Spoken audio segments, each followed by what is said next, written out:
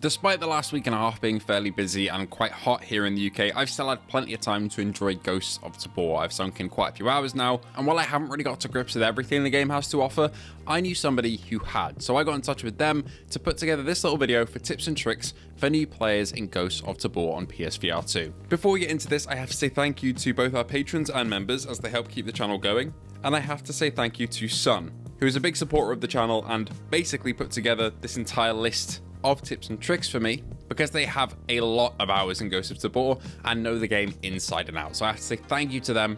This video simply would not be possible without them.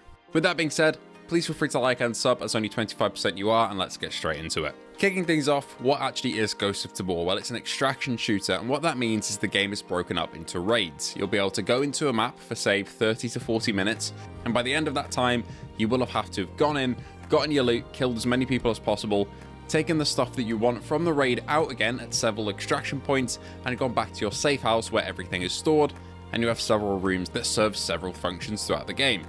That is the basic loop. You get in, you get your stuff, you get out, and if you die, that's it. You've lost everything you've taken into the raid, and it's free reign for other people to loot from.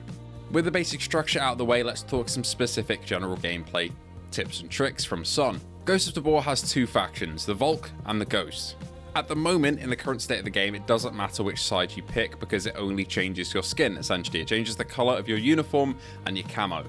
Weapons are quite intricate in Ghosts of Tabor, including their magazines and attachments, and magazines have several quirks in the game.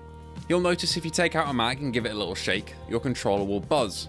It'll either buzz 1, 2, or 3 times, and this essentially means how much ammo you have left. So 1 buzz is less than 33% of your mag is left, 2 buzzes are 33 to 66, and then 3 buzzes are 66 to 100%. This will give you a good on-the-fly estimation of how many rounds you've got left, as you never want to be caught short in the zone. Magazines also have mag palming. Now what this means is you can actually take on 2 mags in your hands and reload your gun from one to the other.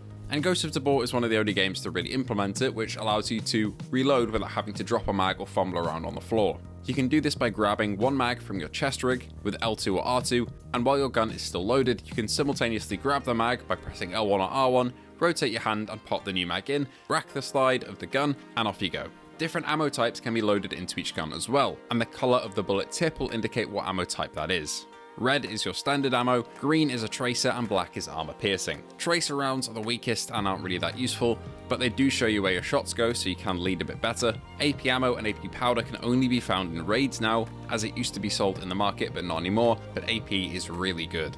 If you're unsure about the ammo that your gun takes, as they all have a lot of different names, and to somebody who's not familiar with firearms you'll be a bit confused, put your magazine in the ammo reloader in your safe house and it will tell you the caliber. An extra tip he's added on here is that if you save at least 1 empty box of ammo after you craft and empty it into the loader, if you have extra ammo you can put the box in the magazine slot of the loader and reload the box, otherwise you'll be dumping ammo on the floor if you want to change ammo types in the reloader, so that can keep it a bit more organized when you're changing ammo types. If you're out in a raid and you're struggling for space, you can actually collapse your armor or your backpack into a flat package, meaning you can fit them in your backpack and be good to go. This is something that I actually stumbled across accidentally, and otherwise I wouldn't have known about it, so thankfully Sonn has included it here in the list. I know a lot of people like myself play in a party in Ghosts of Tabor with friends, but if you're using voice chat, if you put your right hand up to your face and press X, this will cycle you between prox chat so you can talk to other people, group chat so only people in your squad, and muted overall, meaning you won't accidentally reveal yourself to an enemy by speaking.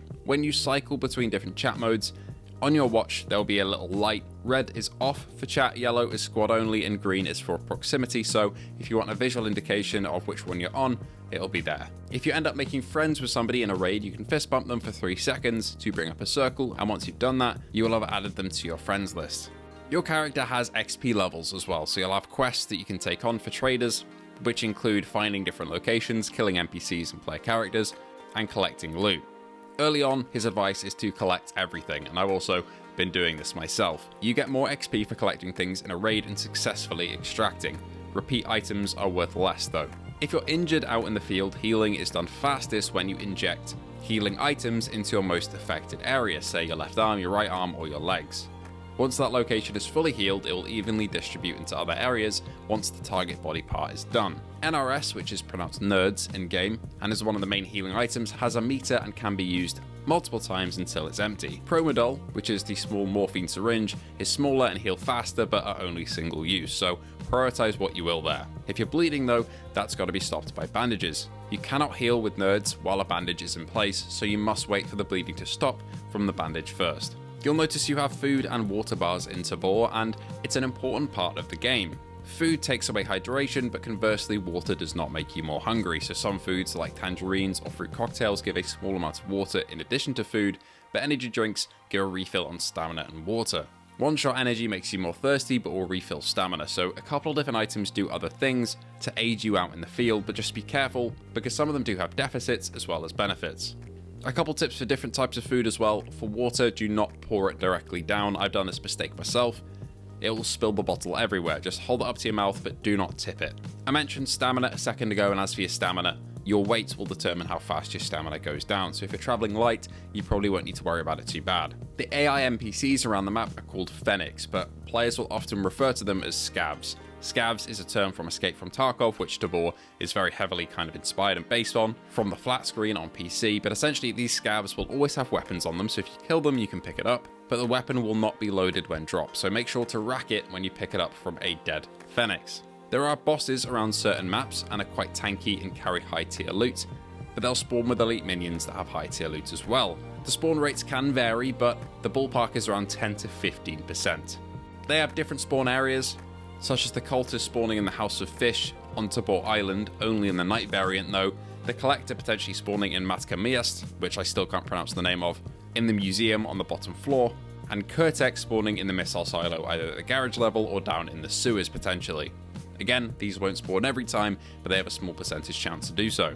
In your trading area, each trader specializes in a different area, so some will have guns, some will have armor and gear, and so on and so forth. You have to level up each trader to get new items, and to level them up you have to achieve both a correct amount of XP and have spent enough money for their respective tier to unlock the next level. Selling items to a specific vendor or purchasing from them will fulfill the money requirement though, so this is the best way to maximize profit as each trader tends to value the type of items that they sell. So if you get a plate carrier and want to sell it, go and find the armor seller and sell it there instead of trying to bin it off at the gun seller. Sonn recommends focusing on one trader at a time, encouraging new players like me and you to focus on Spectre until level 3, as it opens up a lot of good weapons and attachments. Leveling traders can be done through tasks and quests on your main PC terminal in your safe house as well, so quests are not repeatable and tend to give more XP, so they're one-off, but tasks here are repeatable, but give a less XP. When you're buying an item from one of these sellers as well, there is a little checkbox on the bottom of the screen to buy insurance for an item.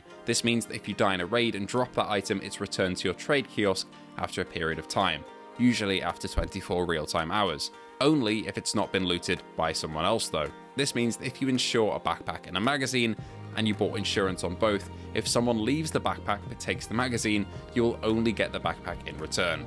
Insurance is only good for one death though, so if you die again, it's gone. When you're buying magazines as well from these traders, there's a checkbox under there similar to the insurance, where you can choose to buy full or empty mags. Empty are cheaper, but full will always be loaded with standard ammo, so you're not getting tracer or AP there. In your bunker, you have several rooms. You have a garden, and this is the best way to passively make money. You essentially make product here, and it's sold directly to a vendor or converted into nerds via the medical room and then sold. At low levels, it makes more sense to sell the product, which is Takistan, until your medbay starts making 3 nerds per Takistan nugget. That is the ratio that Sonn is recommending here. I'm not too familiar with all this, but I'm learning too. Then you will craft those nuggets into nerds and sell the nerds instead. Your farm must be filled with both water and have seeds planted. And it must also have the generator upstairs filled with gas and running for the farm to work. It takes 72 hours of real life time to grow harvestable plants. If you run out of water or gas, the plants will slowly die. It takes about as long for them to die as they have been growing. For example, if they've grown for 24 hours, you have about 24 hours to refill your resources and turn on your generator. A maximum level farm makes a lot of money. Water jugs can be purchased at Jiri as well, which is a trader in the market, and Takistan's Sonn are the seeds you should be looking for. Your generator room needs to be filled with gas, but you can actually prop up the gas can so it empties itself rather than having to stand there for ages. After your gas can is empty, sell it, as it goes for 4,000. Sell large water jugs as well that you use for the farm. The next best way to make money after the farm is the intel room. Now this requires GPUs, which are quite rare loot, from in raids. This requires power to be on at all times, even when you're offline, to passively accumulate money. You place the GPUs in a GPU rack in the intel room, and your money per hour will be listed on screen. It takes about 2 GPUs to offset the cost of 24 hours of gas in a level 1 generator. Inside your medical room, you can use the harvested Takistan Sonn that we talked about earlier to make nerds. Again, Sonn reiterates that you're better off selling Takistan nuggets until you can make 3 nerds per Takistan. Then selling nerds is more profitable. He also mentions that you can craft bandages with toilet paper that you can find in raids, but toilet paper is quite cumbersome to carry out of a raid, so he recommends to just buy bandages for cheap. Overall, that's a load of tips and tricks for you there. Thank you once again for Sonn for sending these over and helping me with this video. It truly would not be possible without him, and I've learned a lot here, and I hope you have too. This is really going to help me in my raids, and I hope that even if you've been playing since launch on PSVR2, there's 1 or 2 tips here that you didn't know before. If you're new to the game, that's a lot of information. I would just say jump in, give it a go, and compartmentalize each of the things being said in this video, as they do help you a lot. There's much more to learn of the game as well past this point, so have an explore, see how you like it, and hopefully you enjoy the game. Anyway, thank you all so much for watching, and I hope to see you all in the next one.